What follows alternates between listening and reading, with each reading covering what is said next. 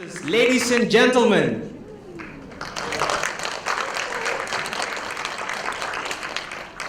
How's the break? Is the food any good? Just gonna tell you now, if it's not good, we're changing the venue tomorrow and the day after. My name is Muhammad Hafizul, Muhammad Said, and I'm representing the oldest club in Sabah, Kota Kinabalu Toastmasters Club. Give it up, Toastmasters Club. I should remind all of you to switch your devices to silent mode if you switch it back on when we were in the break. When I say devices, I mean mobile phones. Any of you brought landlines? No? Good. I'm honored to be introducing our next speaker, a social entrepreneur and a trailblazer who rose amongst the ranks of secretaries to her current position as Deputy Director cum Deputy Chief Executive Officer of Yayasan Sabah Group, YSG, in itself is a reflection of a commitment, passion, and perseverance while maintaining her role as a committed administrator, leader, speaker, daughter, wife, and mother. Datuk Hajjah, as she is fondly known, builds relationship through collaborative work, practices, and reliable delivery of work which develops a strong teamwork and empowerment approach. Her openness to new ideas and entrepreneur innovations are her hallmark. She also chairs a number of company boards within the Yayasan Sabah Group, besides contributing to the state and national levels through several committees and bodies.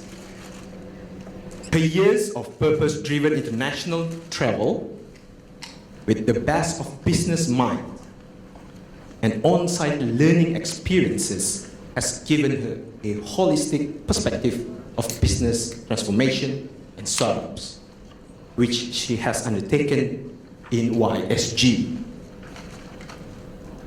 She holds an MBA from Edith Cowan University and has been bestowed a Datukship and a Justice of Peace, besides an ASDK for her contribution to the state and the community.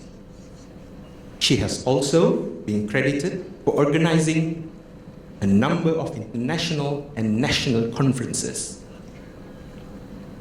It is a natural desire to impact positively the people who she comes in touch with in her life journey.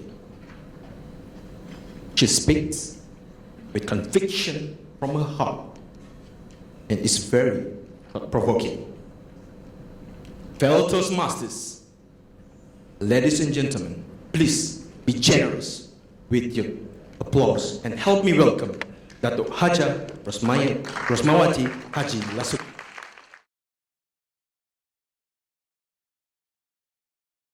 I'm not a Toastmaster, so I'm not trained yet to stand with that wireless mic, so bear with me.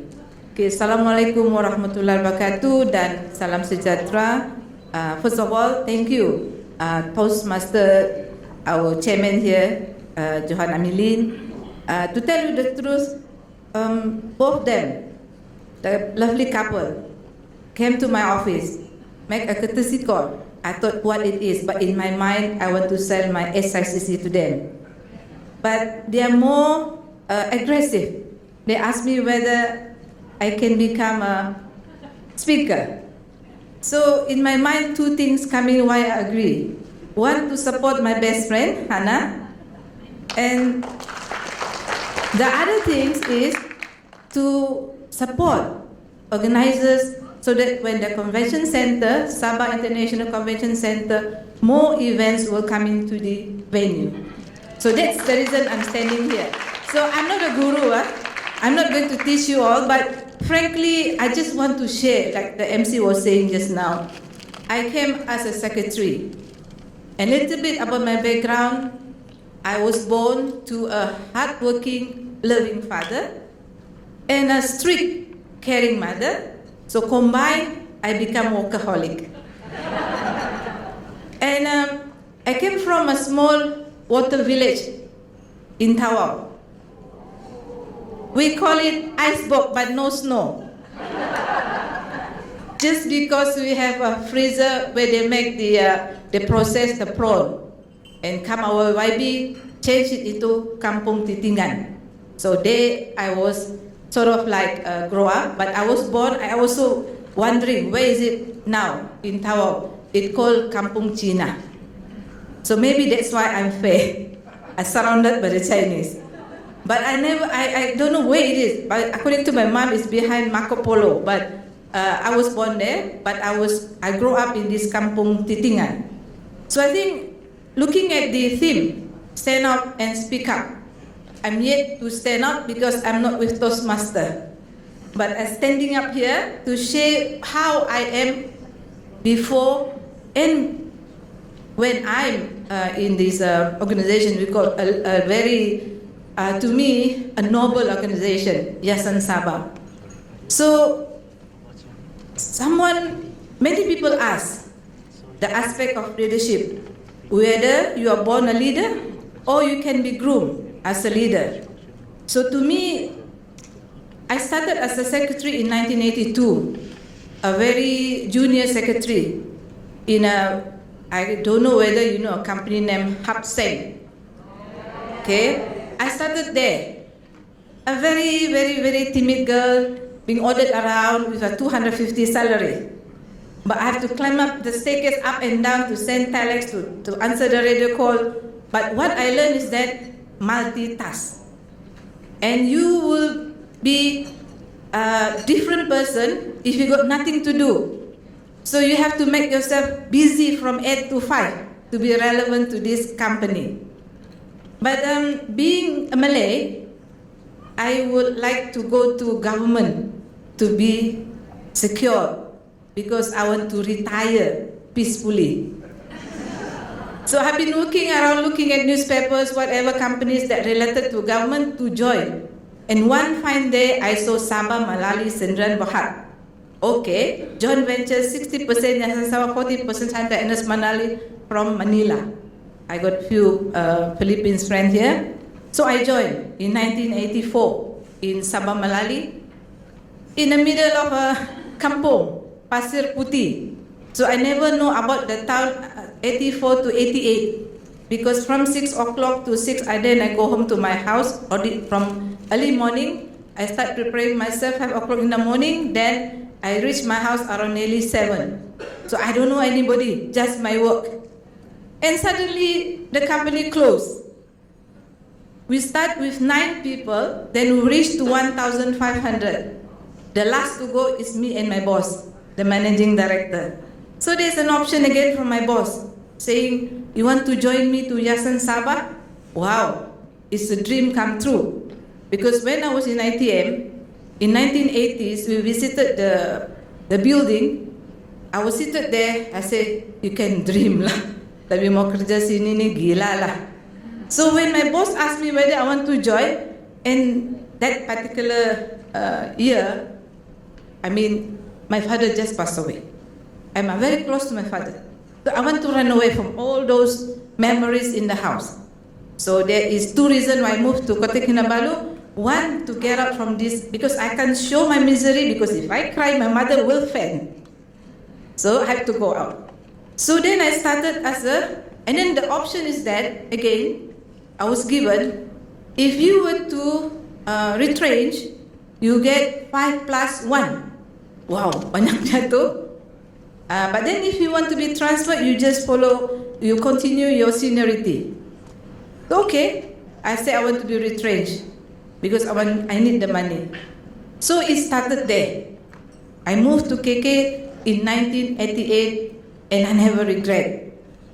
Okay, just want to share, actually I don't know what it is until I read the, the literature, who I am.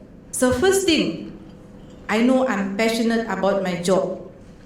You can't take away my job. I can take only 3 days. After that, I will headache. Or else I'll just do anything in the house, wash the toilet at 2 o'clock in the morning to make me busy. So one thing that we must have in ourselves to move on is passion. You must be passionate what you want to do. You must know what you want to do, all about yourself. But the next thing is that honest. Because in my family, like Eliza just now was saying, I say my mother is strict. You can even wash the plate with noise. If someone is outside, he will say you want to get married faster. So, but then they allow me as a daughter to go to KK to study in 1980 because they can trust me. As a daughter, I've been always a very trustworthy daughter. I mean, whatever I do, it must always have a blessing from the parents, but not married. Married is a life partner. I have to go against my parents' will because that is your life partner. You know who will be sleeping next to you in the bed. Huh? Okay, then come to work. I always honest to say if I can or I cannot do. Don't stress yourself doing that you cannot do. Be truthful to yourself. Do what you can do, but do with very best. Then one thing about creative, this honest thing, I just want to share the picture in 2007, where this is my first international duties given by my ex-director, Tan Sri Khalil. This trip to Egypt, there are 2 things that I have to do. One, to choose a building for our student in Egypt, like this in Alexandria.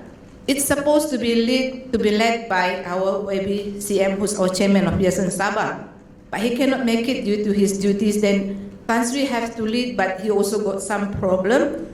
So he called me one morning. He asked me to, and the time that he asked me to take over is, I think the next day is the trip and to be received there. But when he said to me, when I told him we better cancel because both Tan Sri and CM not available, then he said to me, you know, Hajjah, when can we tell them we don't discriminate women in Malaysia? Allah, macam mana mau cakap ni, how to say no when he say about being a woman, you can go outside and to say we Malaysia is not discriminating any woman. So I went there without knowing actually what to be done, what's supposed to be done, because the guy who prepared everything already there. Tan Sri is supposed to be the last to go and be received. So when I was there, a lot of things happened, but the thing that I want to show you here is that I don't even know that I have to deliver a speech in front of the president of the Egyptian Business Association that is linked like our MICCI in Malaysia, and in front of the ambassador. I was only on the way on the car that the group manager told me, Hajjah, you have to deliver speech. Oh, okay. But one thing to me is about my honest to my boss and his trust that I will deliver what's supposed to be done. So 2 things happened there. With my confidence of my being always in our Persatuan Pekerja Wanita, that I said this is just another club's day. So I deliver what I know. Okay, then we talk about creative. When you are creative, nobody will be competing with you because it's your new idea. And nobody will push you around because they don't even know how and when you're going to complete the task. So I've never been pushed around by my bosses, because I have my way to complete, because I know when to complete, and I make sure that within the time frame. And the other thing is about determination and confidence. To me, this is very important in a leader, because you have to make a decision, and when you make a decision, it must be able to make people trust that whatever your decision is to the good, to the organization or to the club. So one thing that I have to say here, when the other picture, in United Nations, Geneva.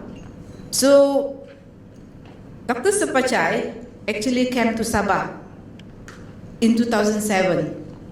The reason that I approached him because we are going to have a 2008 International CEO Conference. So I want to get into international, how best we can bring participants to our conference. But the thing happened is that he was so surprised that we have a building like that in 2007, Menara Tun Mustafa.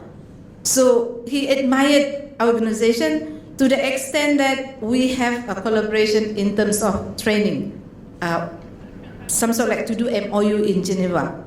So this one is led by YBCM, who's the chairman, and also with Tan Sri. What happened that day, another learning milestone for me is that our CM has to leave the meetings because he have to go back to Malaysia because some urgent matter, and our Tan Sri have to send him to the airport.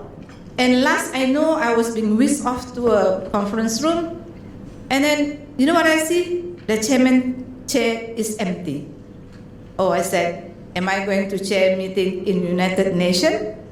So it happened because they see you as a Malaysian, they don't know who you are. If you are with these people, that means you are equally good as they are. Okay? So you cannot say, oh, not me, no, I'm not going to chair the meeting. No. So walking to the chair, I just pray to myself, don't embarrass yourself. Okay, make them see that you are really the person that they taught you. So when I see the flag, French, Canada, okay, I'm Malaysian. So it happens that I do again the same trick. Or there's another meeting of a club. But the subject I know because about training. I'm in charge of human resource admin, where training is one of the unit under my division. So that's how I say when you are confident, you will take away all your scare, all your fear, but you must know the subject. And the other thing that I want to share here is the perseverance and commitment. There's another picture that I want to show you.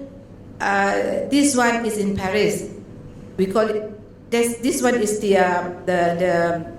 castle. They call it Chateau Labuan. I mean, that's what it's called. You can read. So the other guy on my right is actually the owner of the castle. So this one, again, I was also one of the delegates to go to our European visit, where one is to meet up with the potential operator, ECHO, where the headquarters is in Paris. And one of the activity that was arranged for us by the ECHO owner is to visit where they have a close link with this castle. So I took opportunity also that time because of my commitment to make our craft tangan, you see, to be international, to the extent I even give him one of this is also from our batik Bayu, hand painted by the last time a student, now become a pembatik, we call it crafters. So I talked to him about how best that we can do a fashion show. Very ambitious. And to my surprise, we received an email from him that he wants to come over to Sabah. He wants to look at our factory. He wants to look at our batik, because that time only one batik. So we have this meeting with him in Shangri-La, and we show all how the batik is being made, and he went back to Paris. The next thing we know, that he said he already linked us to Dio. Oh my God, Dio? Chicken out. Then I said to my team, okay, don't make us embarrassed. We are not ready yet. But actually I already informed our chairman, the chief minister, we're going to Paris to do a fashion show with Dio. But after looking into, when I went to my Pusat Craft Tangan Keningau, looking at the designer, I said, no. Step back dulu. Tapi for you all to know, we are working with Teraju, how best that we can sort of like leapfrog. We want to catch up with Kelantan Terengganu. We want to be the batik of Malaysia or the world. But we are not. Then we send an apology to the count, not yet, with embarrassment. Okay, the next picture that I show you is when we did the 50th anniversary, whereby that evening we received I received message that our director made an accident, and that night I wait until 12 o'clock in the morning whether he can deliver the speech, because it's a very, very, very important event. But unfortunately, he cannot make it. So here I am, from a small village, icebox with no snow, and I'm a deputy director and deputy CEO of Yayasan Sabah Enterprise Corporation Sinan Berhad. So come to talk about, now I'm already in a leader category. You see, I'm talking about how I move on, being noticed, like Aliza was saying, you have to speak up and to be noticed, and your idea have to be received. Though a lot of sufferings, a lot of scolding being received, but being persevere, at last you show that what you're doing is best, not for yourself but for the group and maybe for the future of the generation. So to me, as a leader, you must be able to grow people and show commitment, because how I can stand here, because all my bosses, from my parents to my teachers to I think I have 4 bosses. This year I'm going to be 55, so more than half a century. So but I have only 4 bosses in life, have different character, and some of them push me, some of them compliment me, some of them guide me, but all of them care about me, where I should be going in my life. So to me, as a leader, you must have a follower. There must be someone who is going to listen to you. There must be someone you can see that they grow with you. So to me, my example is that my event team. When we started the CEO conference, I have a team of 100, but they're divided into different sections in order to make the CEO conference successful. The thing that I see in them, for the past 2 years, I don't have to run here and there to make sure things get done. They do it themselves. And the last one that I say I've done it, I can really go out from the organization. We have a function in Keningau recently, 3rd of April.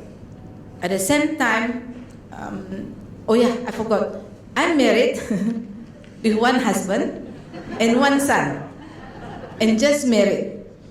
My son is 29 years old. So, but actually, if not because of belum rezeki, I should be saying I'm a grandmother, but my daughter-in-law miscarried the 5 months daughter. At the same time that I'm supposed to go to lean,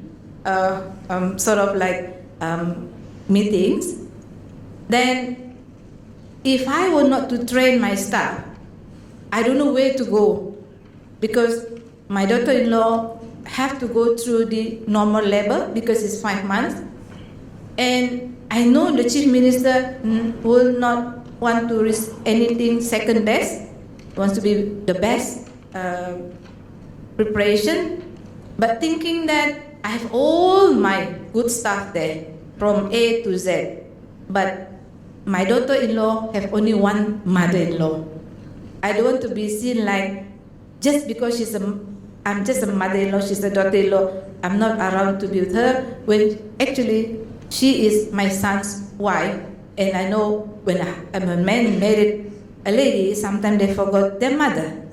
So I want to be seen and to be accepted as their family. So I'll be there.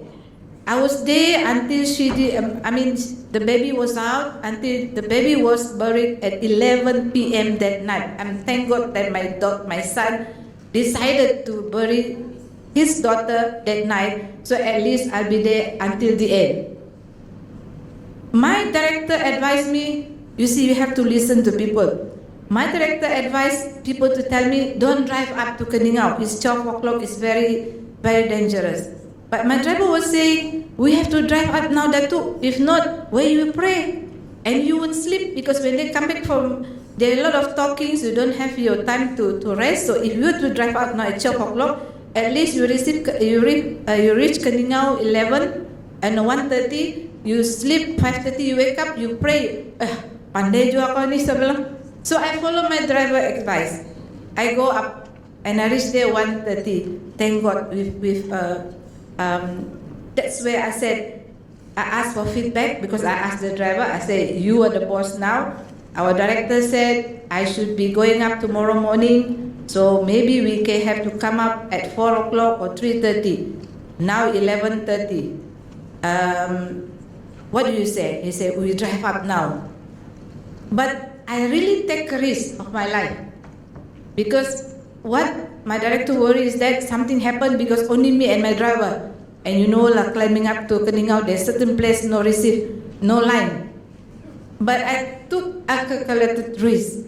I say my granddaughter, who was inside the mother's womb, God also can take away her life. What more, I'm still already 55 years old. If He still love me to reach there, with God's willing, I reach there. I said to the driver, yeah, we go now. And thank God we reached there at 11:30 in the morning. I sleep, I wake up 5, everybody was late. I was there out around 6:30 in the morning, looking around what have been prepared for the day. Okay, then we talk about the pitfalls in leaders. Because myself and NHR, sometimes I'm very frustrated because I can see the potential in the person, but certain things that very important, that person miss it to be the focus. So to me, there's a lot of things in life. You can say a conflict, you can put aside. But sometimes, if you put it aside, it becomes a mountain. When it becomes a mountain, you need a grenade or a bomb to explode it. And when you explode it, maybe it hits something that you need to secure. So you always tackle the thing at the root of it. Don't let it go. No problems or no conflicts were resolved by itself. Somebody have to do it. Or maybe Eliza said, assign to somebody like I used to do now. I mean, I want to be seen like stress-free so that I can always be young. So let other people do the stress, I do the decision making. That's the good thing about when you're on top, you can delegate. Don't do it yourself. If not, you will die standing. Like now, actually, that's why I said, people ask me, how you are laughing here, smiling there, when I have nearly 100 companies to look into, and I have a 6 zone through Yayasan Sabah to make sure that they spend wisely, the money is very limited. But I said, I have a lot of wise people around me. They have their own way to be there. So why don't share and ask them to give inputs and for you to decide. And one thing I think that most people now, especially, you have to look around. Last time, only people with Tan Sri, with Datuk, then people want to see, to be listened. But to me, most of them already passed away. 60% are young people now. So we have to listen to them because they have same concern because it's their future. I want to share with you about listening to younger generation. When I did my MBA, you know lah, saya ni paling penakut itu figures pak. Tapi dalam hidup tidak boleh lari juga tu figures tu. Apapun, ada calculator pun, but we still have to live with it. So after doing my economy paper, I don't know what I'm writing, but I did write on the paper. I want to call my husband. My husband is a chef, huh? So you know lah, when husband chef, bini macam mana. So I call my son. At that time, he is only 10 years old. I go to the toilet. I don't want my friends to see me. I'm about to cry, you know, because If I fail, I have to do another paper. Oh, I don't have time. So I go to the washroom. I call my son, 10 years old. I said, he asked me, Mama nangis ka ini? Ya, saya bilang, Mama bikin tu paper apa ini, tu ekonomi. Nagtawa pala tu saya tulis, hantam sajalah. Dan dia tanya, tapi Mama ada tulis kah? Ada. Tidak kosong tu, Mak. Inilah tidak kosong tu, Mak. At least you write something, your teacher have something to correct. Dia bilang, wih pandai juga ni anak aku ni. So I come out, I said, you a mother, kau begitu stress, kau punya anak lagi pandai kasih kau distress. So I come out smiling. From then on, I say, ask, talk. Don't keep it to yourself. Let's say if I go home with that stress, maybe I even scold my son because I'm stressed about my exam. But because I look for someone to talk, and he being a 10 years old can advise me, until now, I remember that you don't leave anything empty. Put something to make known that you do something and be appreciated. So itu yang a 10-year-old son until now I remember. Okay, then about discounting others' emotion and perspective. This is what we call communication. In anything, you must find a way to make it positive. It's how your words put into their ears. That's why as an HR, I seldom send letter dismissing people by just sending. I'll call them to my office. Let us argue in the room. Why you don't agree, you'll be terminated, rather than in the court. There is a ringgit and cent if go to the court. But at least if in the room, I know I'm wrong, I'll go to my boss. He cannot be terminated, if you go to the court, we will lose. So why should we pay for the court when we can that person be listened? So that's how I say that we have to listen. Because sometimes when you think that you are doing right, maybe something that you miss out along the way. And then one thing that I feel that is important, difficult to shift from me to we.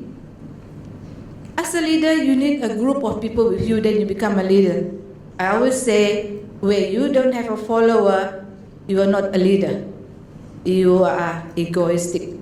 You just say that you're a leader, but nobody listens to you, so you're not a leader. So you must be able to adapt yourself. When you are with the lower or your staff, make known to them that you feel them. You listen to them. You care about them. Because that's how they make comfortable to say. I have my subordinate who talk back to me. He said, I don't agree, Hajjah. I said, why you don't agree? Then he told me, yeah, betul juga, I do your way. Because it's not my organization, it's an organization that I'm being paid for. So whatever decision, it has to be consensus. Because I cannot fight, all the way fighting myself. I must have someone to help me to fight with. Let's say, it's the decision by the management. But my staff, management, they had only one. But along the line, we have 10 to 20 people. So if these 10, 20 people, none of them, you want to listen, only one, so that means it's not organization, it's a solo lah. Okay. Being too hands-off, ini pun another, I think it's the same like conflicts. Because of course you can empower, you can delegate. But when you empower, you must continue to monitor and supervise what they're doing. Because if it's already too long, it will create more loss than along the way you said this is wrong. You should have done like this. Because as a leader, you have to guide.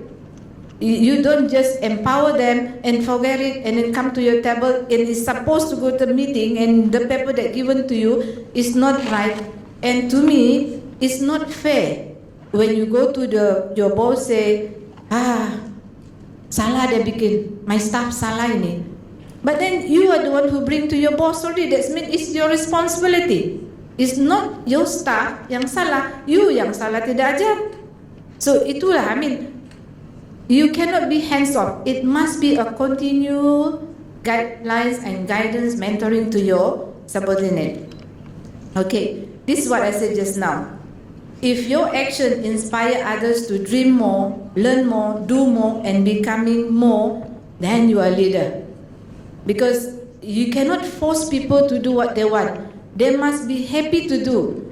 I tell you, when I was appointed as the first, as a general manager of human resource admin, before that, you know, to make ends meet, I have to sell nasi bungkus in Yayasan Sabah because I told my parents that I'm a secretary to the director. Padahal tidak bah. I'm just a normal secretary, but just to be relieved, so that my mother knows that I'm well taken care, especially financially. So in order not to worry her, I find a way how best that I can be financially well. When I go back to her, especially Hari Raya, I can give her a lot of money. Then she said, my daughter rich in KK. Tapi dia tidak tahu. Saya jual keropok, saya jual nasi bungkus. To the extent, I even alliance to the Pakistan. Ni Pakistan ni famous ni entrepreneur. So I become the agent. Dia jual sampai Christmas yang paling untung lah. Dia jual ini, you know the wristwatch, $100, but you can pay $10 per month. So Christmas time, I can sell to one person sampai 50 watches. But I didn't take any commission from him because I don't do anything. The people come to my office and just give. But the good thing is that if I go to the shop, I want a 3-story level of fridge free. Saya mau 3 kilo ini rice cooker free. Sebab dia kasih. And I jual keropok, I don't have to make. Every time people come to my house, I got keropok, I got biscuit. So it's a matter of you are doing something that you like. I like to help people. And by helping them, I also don't have to bake cakes, I don't have to do keropok. But the nasi bungkus is my husband 3 months in because dia kerja di rig kan. So 9 months on offshore kan namanya itu, onshore. Dia 3 bulan di darat, itulah musim kami jual nasi bungkus. Oh level, satu floor ada ketua, tukang kasih bagi, kasih dia satu free nasi bungkus. That's why now if I see orang jual, saya tolong, walaupun saya tidak makan, saya beli saja. Because I know that's how you make yourself. Don't disturb people, don't ask people for help financially. No one is financially well. Because as you grow, you need more and more and more. So don't tell that dia sudah jadi GM, dia cukup sudah atau tidak. Masih juga dia cari kerukut-kerukut, tapi malu-malu lah, tapuk-tapuk lah, tidaklah jual nasi bungkus. Dan so itu yang saya rasa yang we have to know about. And then as a leader, macam ini eagle lah. All birds find shelter during rain, but the eagle avoids rain by flying above the clouds. Problems are common, but attitude makes the difference. Because to me, you like it or not, people will try to make enemy to you. You know, you don't know them also, they talk bad about you. But semoga Allah SWT mengampunilah dosa dorang. Sebab we have no time. I used to say to someone, why are you keep on looking at me when I've been making myself looking well? So if you want that position, you must try your best to show that you are compatible to be in that position. But you waste your time talking bad about me, find fault with me, when I have no time to entertain you. But I have time to prove, because to tell you the truth, I never dreamt that I become a deputy director. When I not say fed up, because I like new things actually. When I started feeling like good morning, apa ini pagi-pagi ini kan, you must secretary ba? Pagi-pagi mesti good morning. I said, baguslah saya tukar profession. And then government sometimes change government pun kau pun fikir kau diambil kah tidak kah, stress unnecessarily ba. So I told my boss, I said, I want to be officer, macam like my senior secretary. After secretary, they become senior admin officer. Okay, so I took leave in order to find a space for me to be senior admin officer. But in that year, our chief minister was appointed as a director. At that time, actually, I don't know that he's become director. He's supposed to be the chairman of ICSB. Ngam ini, saya bilang. Tiada kerja ini. So I can do a part-time study. Tapi 1 month we are with him in Sadong Jaya. I don't even have time to read newspaper. Puasa man, don't even have time to buka puasa. He's a real alcoholic lah. Though somebody told me, but I don't really believe. But really, OABCM is a workaholic. So then I found out I landed to the one that I told my mom. I'm a secretary to the director. At last in 1995, I was really the secretary to the director. So if I have a choice, I don't want actually to be a secretary to the director because dia punya history. Once the director is not there, you also have to be away. That is already the historical thing about Yayasan Sabah. If your director punya PA, bila director tiada, you also nak tahu pergi mana. So, but it happens that I'm there. So I have to make sure that I'm prepared for the worst. So that's why I took the MBA. So that when the director is not around, if they throw me, maybe I just become a qualified manager. So I started with assistant admin manager actually after my MBA with one reason. I want to cut costs in Yayasan Sabah. Wow, so great. Cut costs. Konon lah. Tapi I managed in admin 50% after that. But nobody likes me. But I say okay lah. Kita bukan mau popular juga sini as long as I can deliver my objective. So that's why I say, even though you know that that's your enemy, but let he or she be the enemy of herself or himself. Because if you waste your time to fight, then you stress yourself. Kalau sakit, it's only your family. I always say to my staff, take care of your health. Because I experienced myself an HR. If I told my boss, this guy is sick, then he asked me, you got somebody to take over? Wow. You see, because life has to go on. So the best thing you have to do, because I just read just now, I shared the driver. You know how cancer come in? Stress. Itu genetic only 10% bah. Jadi why you want to stress yourself, in the end we are sick. So itulah, to me, the most important thing is that the attitude towards problem. You always make it in a positive way. Kalaupun dia jahatkan, kau fikirlah apa yang positif dia ada. Dia ni begini, tapi yang bagusnya ni kan dia ni begini bah. Terus kau punya itu adrenaline pandai turun lagi sikit tu. Sebab kalau kau, if you go into the inner of it until your heart become so tight kan, in the end you have heart attack. Nanti lagi dia cakap, nah baru dia tahu mati sudah dia.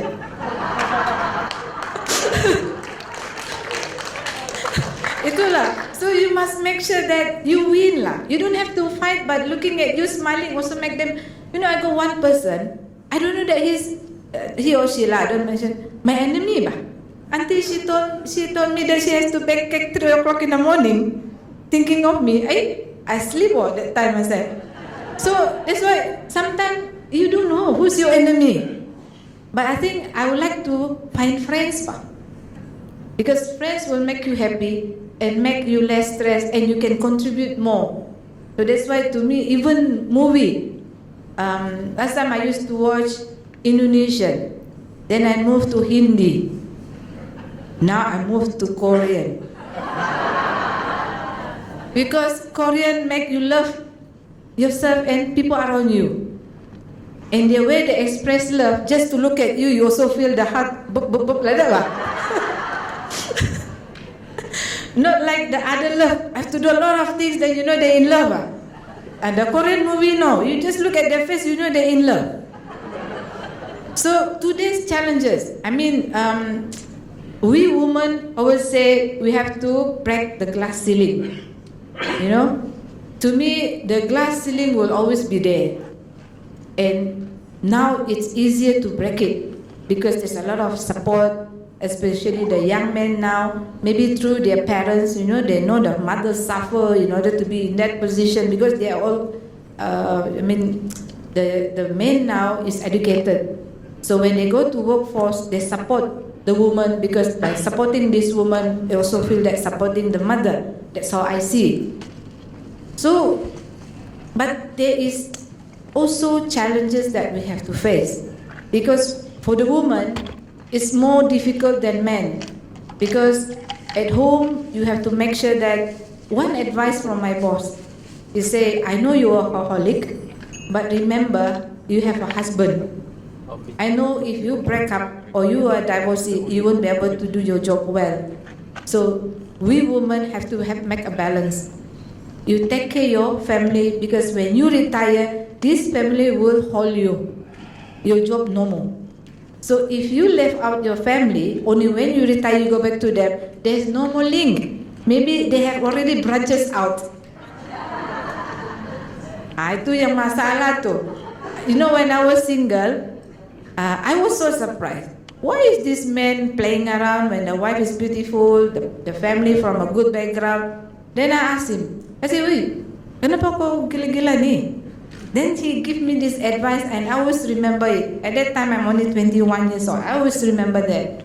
He said, okay, you're single now. If you're married, make sure you listen to your husband. Okay? Because if you don't listen to your husband, out there, someone more beautiful than you will massage him.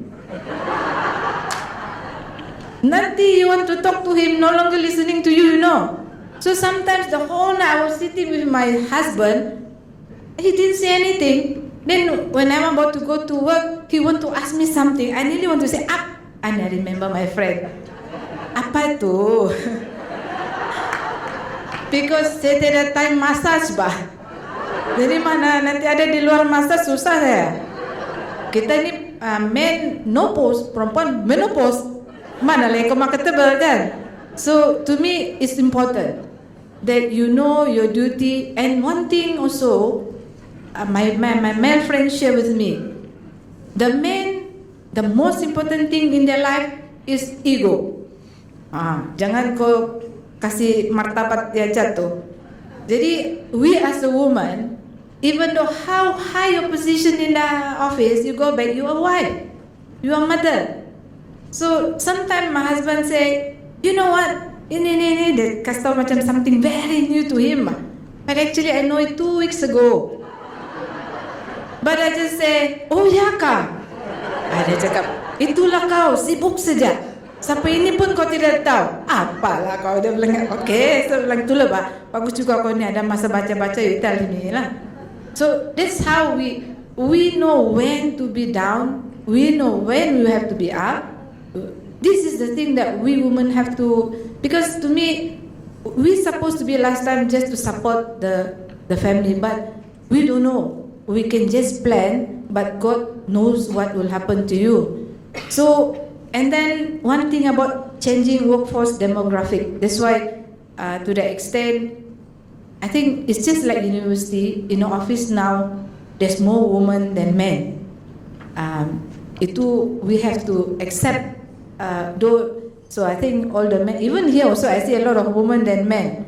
That is the in thing now. I don't know by choice or by what, but that's happening. And then the new demand for the customer. You see, you as our Eliza Tay said just now, the environment now is very challenging. The information at the second will go somewhere. Last time we have to look for newspaper before we know what happened. And it's already done yesterday actually. Now, while that person is talking, already spread out. Like itu yang di baru-baru ini yang TN50 itu, yang our David Teo and one of the actor. I know you all know that. So the more that we have to talk about, to make sure that what we do, we have to be careful that somebody is actually scrutinizing what you are doing. I mean, this is the thing that we have to accept, that the communication is very fast. last time there's a song say faster than the lightning. Now the news really faster than the lightning, because the lightning you can see sparkle before like that lah. Ini news of the cyber kan, sekarang mau sekarang datang. So that's why it's a very and the economic volatility. I mean that we in Yayasan Sabah, a few years ago we are depending on timber, 70% actually, but now we are depending on these small companies that being diversified, and especially like oil palm is a commodity. How best you do it when the price is down, then you have to accept that. That's why today's the challenges for you to become a leader is much more than before. So I think after talking all this morning, we believe that a leader is not to be born, is to be developed. That's why I salute this Toastmaster. You are the platform for the young, not the old, for the young and the matured people, how you are going to be nurtured and to become a future leader. So you have to have a great, to me, in order for you to sell through, you have to have great clarity of goals that you want to achieve and see beyond the immediate term. For you to be, you don't have to compete with people, but you can be successful by being visionary. You make things before people even think about it, and you have already achieved. I always believe in, if you are thinking about 5 to 10 years, you will be less stressed, because people doesn't know what you are doing. By the end of the day, along the way, 3 years, 5 years, there's somewhere in between, people need it and you have it.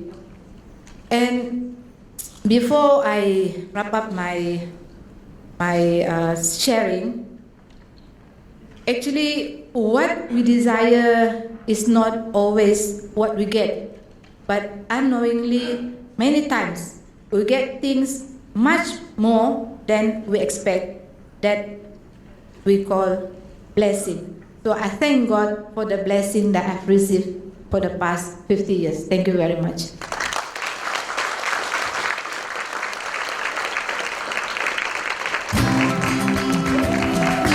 Thank you, Datuk Hajjah, for the insightful session. May I request Datuk Hajjah to please remain on stage as the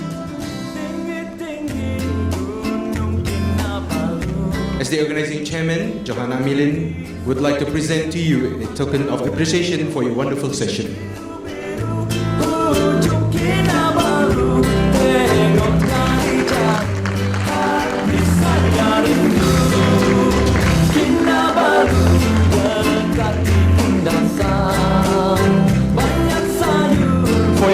For everybody's information, the inner wall is a hand-woven circular curtain sash with geometric motifs worn crosswise across the chest. It is worn by the Rumus ethnic tribe of Sabah.